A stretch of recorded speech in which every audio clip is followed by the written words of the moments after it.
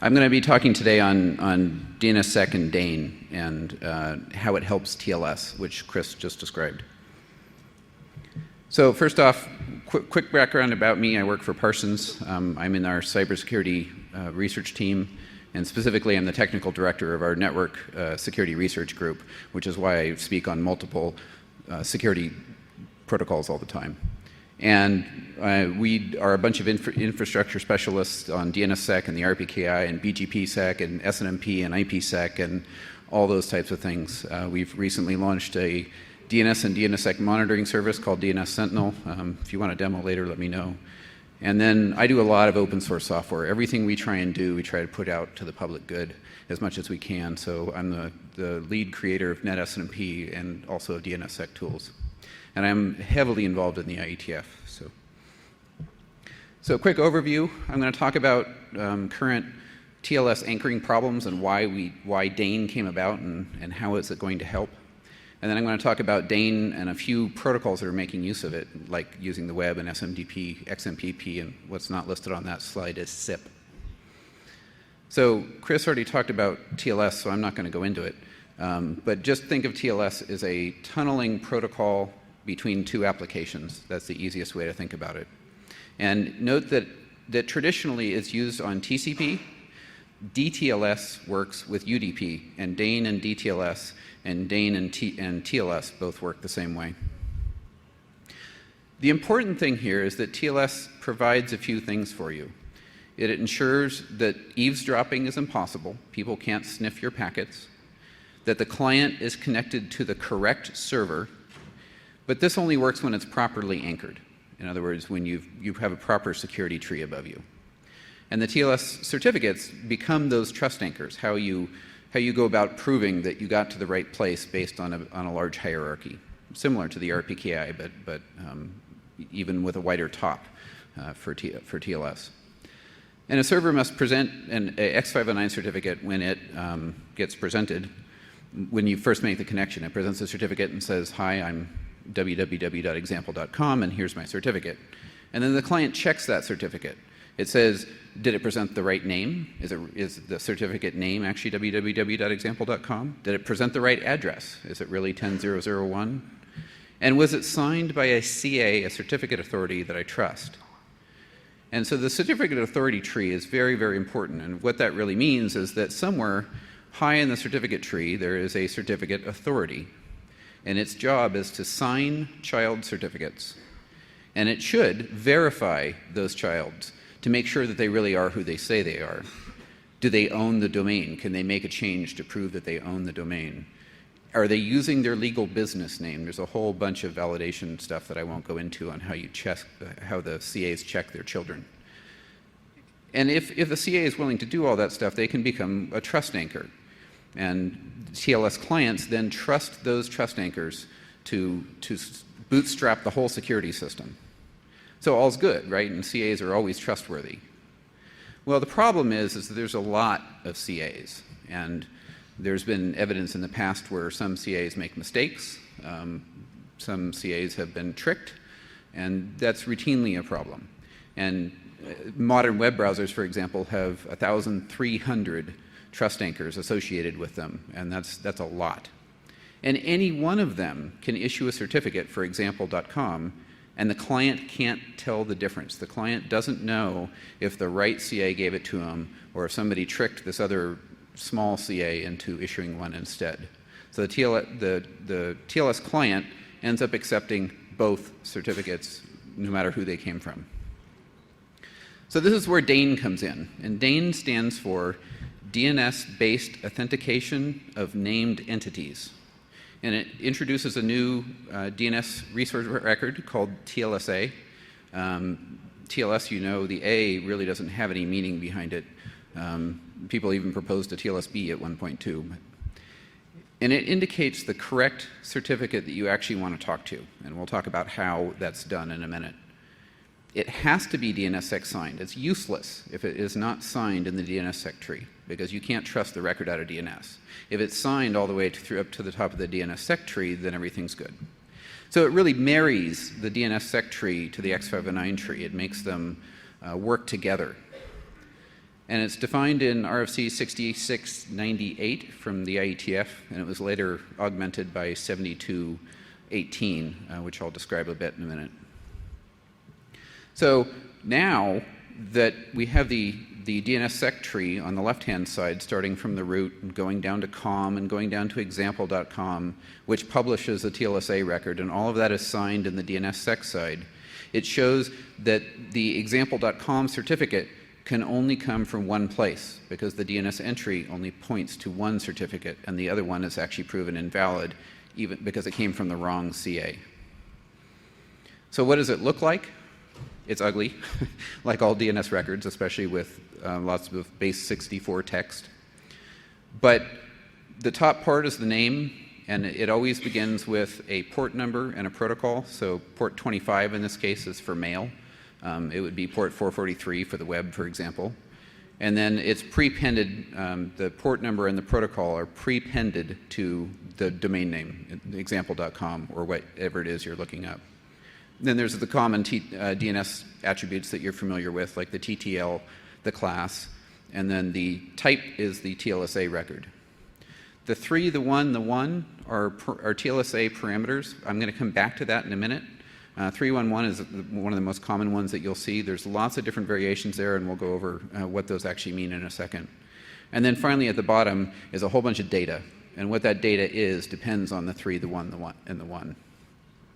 So those parameters in this case are 3 things. There's a certificate usage field, which says, which is the 3 in that 311, which says which certificate should we match against, which one in the tree should we point at, and we'll get back to how you pick that out.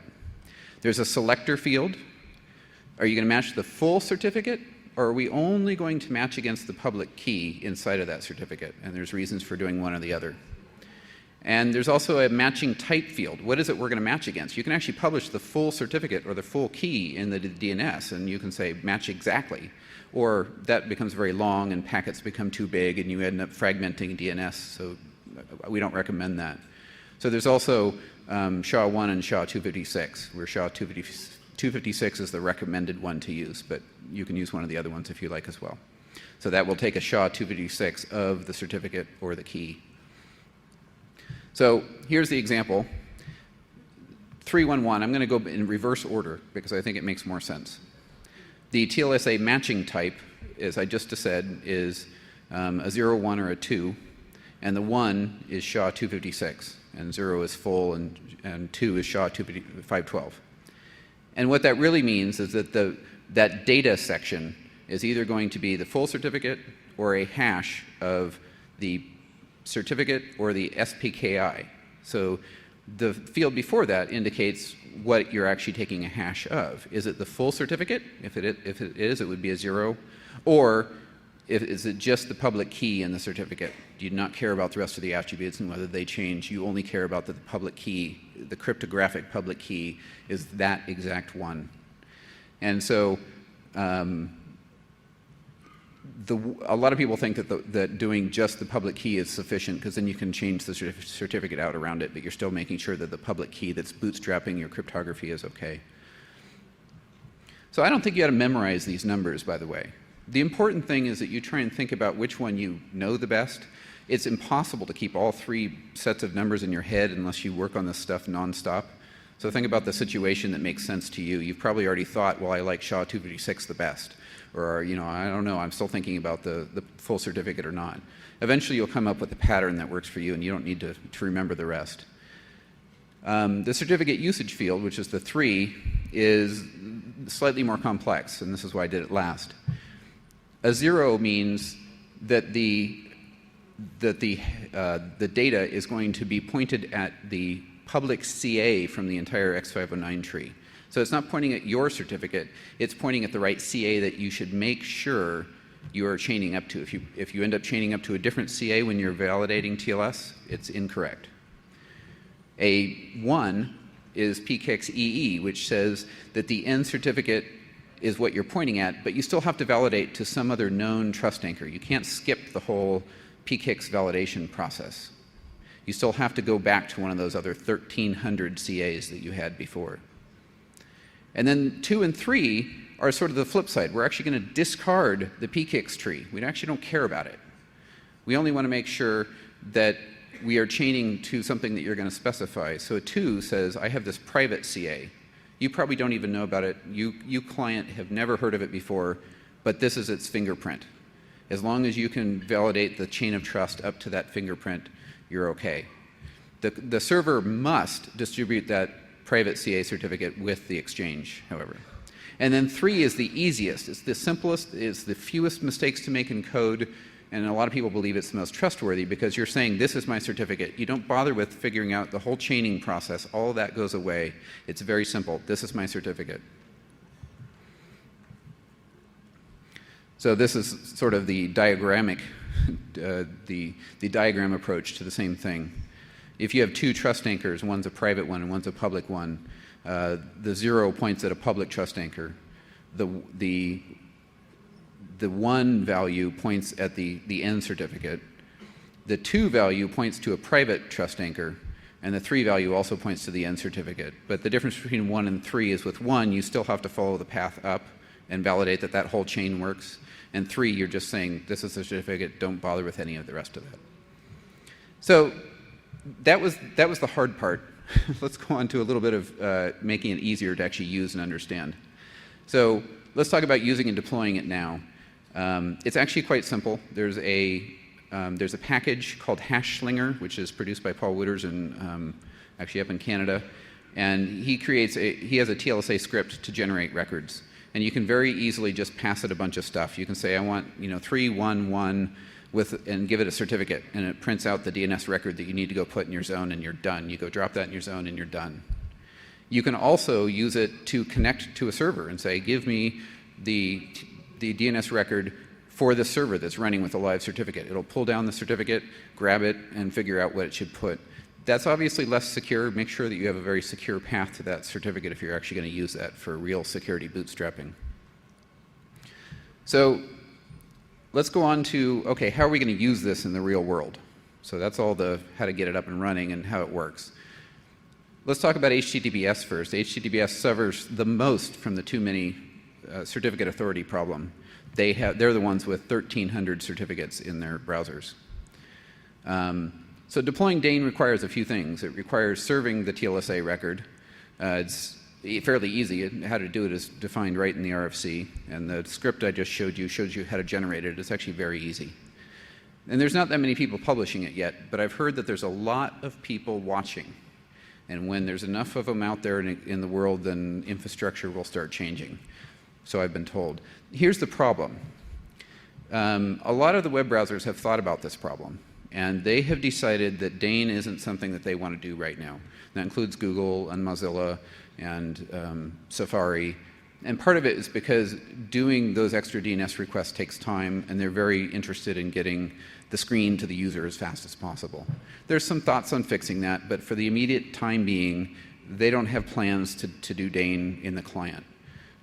There are some plugins that you can use. There's plugins you can install that will put a little lock icon up in the URL bar if it's DANE compliant. The problem is that those plugins don't actually check everything. They don't check an image URL. They don't check a JavaScript URL. And obviously that can be a problem. So I tested it actually just earlier today to make sure they haven't solved that problem yet. If you go to www.dnssectools.org, you'll find that we'll show you when your DNSSEC is not turned on, and those plugins, unfortunately, do the same thing. We have a web browser called Bloodhound that is based off of Mozilla. We took the library, the DNS library, and modified it so that it works with DNSSEC and it works with DANE. The DANE support is not entirely done, but like for 311 certificates, it definitely does work. That's freely available. You can go download it from the DNSSEC Tools website if you like. And it works on OS X, Linux, and we're working on Windows. Compiling Firefox is not easy. Let's just leave it at that. So anyway, the web is hard because a lot of the web browsers have decided we're not going to do it yet. So eventually that may change, but for the time being, they're not interested today. On the other hand, Here's the good news. DANE and SMTP, really, the only way to secure mail is through DANE. There is no other path that will end up working in the future, and I'll explain why. So first off, quick overview on how mail works. I assume most of you know this, so it'll be a very fast overview. But, you know, Alice on the left-hand side sends mail to its mail server in its ISP. That ISP's mail server sends it to another mail server, Bob's ISP, and then Bob downloads it. The only part that I'm going to talk about today is between the two servers. Alice sending it to her server is usually via a pre-configured mechanism, and that's fairly secure today. And Bob downloading it through IMAP or POP is also done with sort of pre-configured security, and it generally works. There's people talking about doing DANE for that, but that's further in the future. I'm only talking about how to get from Alice's ISP to Bob's ISP. So it works something like this. Alice's ISP says, hey, Bob's ISP, where should I send mail to get to Bob? And then Bob's DNS server responds, oh, you should send it to mail.bobsisp.com. And the mail transfer agent sends it to, opens a connection to Bob's ISP and says, hey, I've got mail for Bob. And Bob's ISP says, hey, great, I'll accept it. I really wish it was that easy, but it's actually much worse. That was about as simple as I could draw the diagram. But the reality is that there's multiple DNS servers. There's Alice's mail server doesn't actually ask, you know, doesn't actually ask Bob's ISP directly for the DNS records. It asks her own ISP, and that asks Bob's ISP. And there's a lot more lines and arrows, as we'll see in a second. And there can be multiple mail servers, too. So the reality is, and I'm not going to talk through every line on this, the situation is a lot more complex. There's a whole lot of networking traffic going on to send mail. There's multiple mail servers, multiple DNS servers, multiple resolvers, and that's, it gets complex. So back to this list of, I wish it were so simple. The important thing to take away here is that there's multiple DNS servers, there's multiple resolvers, and there could be multiple mail servers. So where's the problem? Where does DNS come into this? Well, so first off, the multiple DNS servers can all be compromised. If they're serving bad data, you're going to get the bad data and you're going to send the mail to the wrong place. Alice's mail server asks her own ISP's resolvers, and as you all know from cache poisoning attacks, that's a very, very common thing to have happen, is that when DNS cache poisoning happens, it's the ISP's resolver that gets the bad data in them, even if the original servers are still serving the good data. So they can be compromised. And then you can have a man-in-the-middle attack, somewhere in the middle, that is sitting there sniffing traffic, or is managed to insert one of those bad records, and you get redirected straight to the man-in-the-middle. DNS is an easy way to get somebody to be your man, to get to be a man-in-the-middle for somebody else. So here's the answer. DNSSEC secures getting the right answer. So if your zone is signed and your clients are validating, they get the right DNS answers. The man-in-the-middle problem, however, they can still pretend to be in the middle, and you'll still send it to the wrong person. That's where DANE comes in, because it makes sure that you're talking to the right certificate on the right server. So the vulnerabilities, recapping quickly, the MX record, the A record, and DNS records in general can be spoofed, including name servers and other stuff. And the DNS can redirect people right to the man in the middle. DNSSEC detects this, and it goes away. And eavesdropping is easy because SMTP is actually unencrypted. Recent attempts at opportunistic encryption have really helped. And what that really means is Alice's ISP will open a connection to Bob's ISP and say, hey, do you do security? And Bob's ISP will say, yes, I do security. Let's talk encrypted. Well, that works really great up until the man in the middle says, no, I don't do security. And there's no way to detect whether Bob's ISP really should or should not do security. So you may just be talking to the man in the middle that says, I don't do security, and you just have to trust me. So the man in the middle has all this control. SMTP is unauthenticated by default. It's unencrypted by default. And you just have to believe the person you're talking to when they say, I don't do security. They can turn on opportunistic encryption, but it just doesn't help. And the CA-based solutions won't help. This is why DANE is the only solution. The CA-based solution doesn't help. Because not only does the man in the middle be able to say, I don't do security in the first place, so you don't even try certificate authority related attacks, but it's because if DNS is compromised, the MX records can direct you to completely the wrong place in the first place. And you can get a record for anything, right? So, you know, if I'm if I'm trying to attack example.com, I can just say, hey, the MX record is evilguy.com. It's that simple. So you have to secure the DNS. DNS is there as an absolute bootstrap. So this is where DANE and DNSSEC, you know, solve all the problems. With DNSSEC, you can believe that the MX that you got was correct. You can believe that the TLSA DANE record is accurately pointing you to the right place. Yes, you want that place and you want that certificate. End of story. They don't have a choice. But even better, it tells you because they published the TLSA record, you must do security.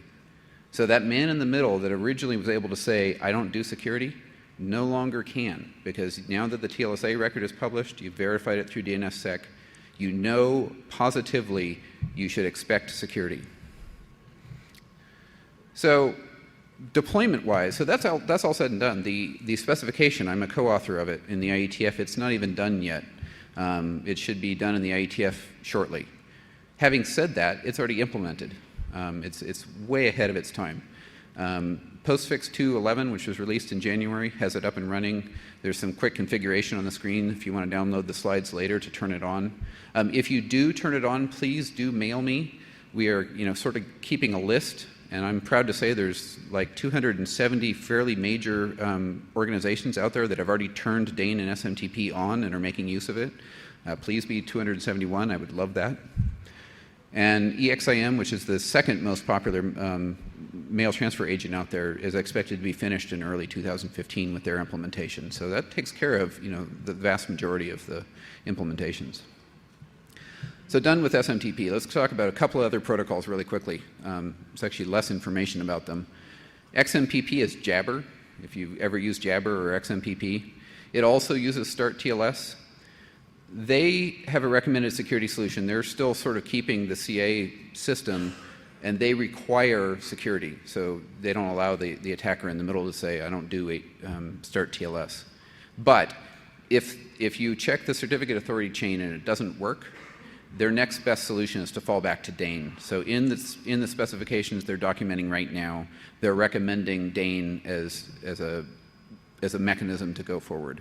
And there's a couple of drafts in the IETF now that are talking about that. There is some deployed and running code. Prosody, I know, is one implementation of it.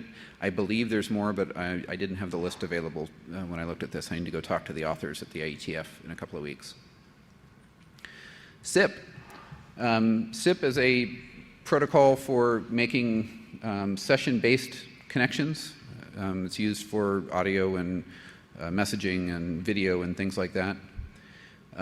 They're sort of just getting started, but they know they want to use DANE. They know that this is sort of the right way to go forward in order to bootstrap all of their security as well. It's not officially a working group item yet, but they're just starting to talk about it, and they expect to start producing a document, and hopefully the implementations will follow with that as well. So that's it for me. Is there any questions? That picture was taken in the last IETF in Toronto, actually. There's lots of other protocols that use TLS. Those are just the first 4 that are getting started. I suspect that there will be more in the future that will look into it. Thank you. Jan-Georges, thank you for this presentation. I think it's brilliant. When I come back home, I will try to set it up in my lab, at least for the mail. But my question is, you maybe know which DNS servers supports the TLSA record serving. Excellent question. So all of the current DNS servers support TLSA records. And really what that means, so all of the DNS servers for the last few years have had the ability to support a type they don't know. You can't list it as TLSA if you have a really old server. You have to list it as type, and then there's a number code. I don't remember what the number code for the DANE, for the TLSA record is. But so they've all been able to do it, but even all the most recent ones all already support TLSA and have for a couple of years. So unless you're running something really old, you're good. So Power DNS supports it? I believe so, yes. Okay, then I need to try it. Thank you. Yeah. Any other questions? In my slides, there's a couple of other, there's a resource page right after the page you just saw. You're welcome to go look at URLs and documents later. Oh, go ahead. Hey, Carlos again. Since DNSSEC plays such an important role in this whole architecture, is there any way, any countermeasure that you could apply in order to make sure that no, I would say, unsuspecting DANE user is not validating the DNS queries they make? I'm not sure if I'm being clear enough. I mean, imagine you have a web server, an email server, using DANE, and they query a recursive server, and that recursive server doesn't validate. Right now, there is, thank you for bringing that up, because that's actually something I meant to mention earlier.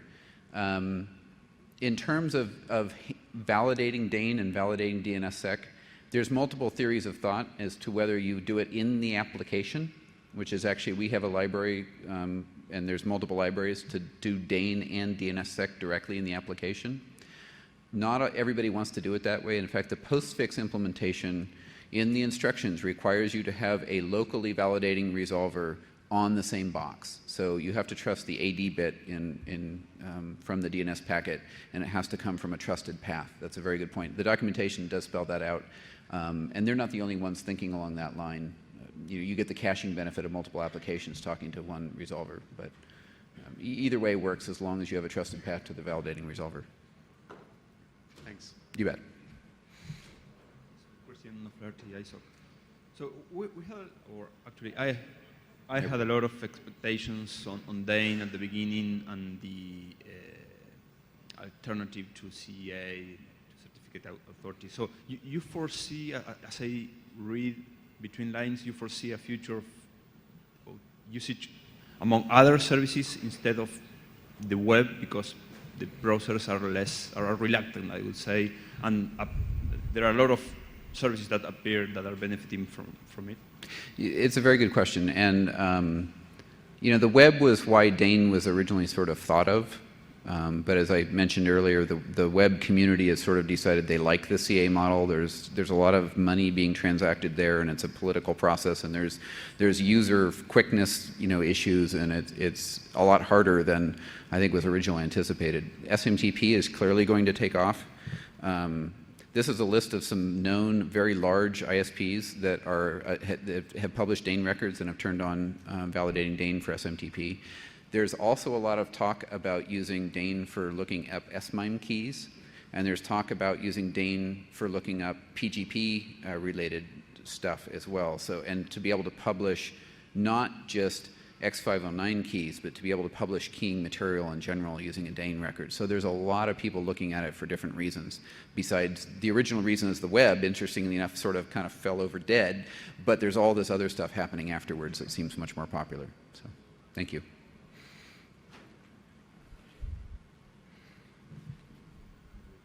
I'm going to try to not destroy your TV set there. It's not mine. Rob Seastrom again. I have a question which I sort of have been unclear on, even though I've been aware of DANE for some time.